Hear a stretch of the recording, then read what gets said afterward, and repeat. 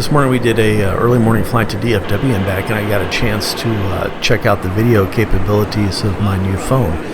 I had been using a GoPro and an iPhone 4S, but the iPhone 4S gave me all sorts of problems with the autofocus and the manual focus, and the video I'm making here I don't even think I would have gotten with the iPhone because of the autofocus mode on the iPhone. It would constantly be refocusing on every cloud, and the focus time it takes to do it is about 1.5 seconds, and it's really noticeable. It just about ruins the video. I can manually set the focus on the iPhone, but I need to do that before we start our descent. Because a lot of times it focuses on the windshield, or if you've got a haze outside or clouds or something like that, you don't have something that's clearly defined or a little turbulence, it won't focus properly. And so it's a lot of times, it just doesn't happen. It ends up being a piece of junk, the video that I make, and I have to delete it. Be doing some experimenting with 4K video in the future here, see how that works out. My GoPro 3 would have been challenged because of the lower light conditions here. And a lot of times when I try to do something where we're going between cloud layers or in the clouds, I don't get good video from that because it's not a good low light camera.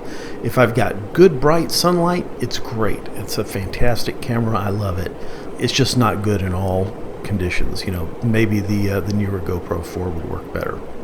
But we're actually on the ILS right now to 17 Center, and we've been going through multiple layers. You can see there's a broken layer up above us. We've got a scattered to broken layer below us. We're probably about 2 miles out right now.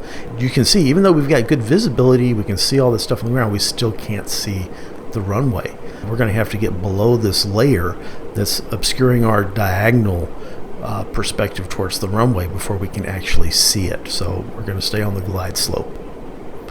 Whether we've got good weather or not, even great visibility, we normally stay on the ILS glide slope localizer anyway. It just gives you good obstruction clearance, lines you up with the correct runway.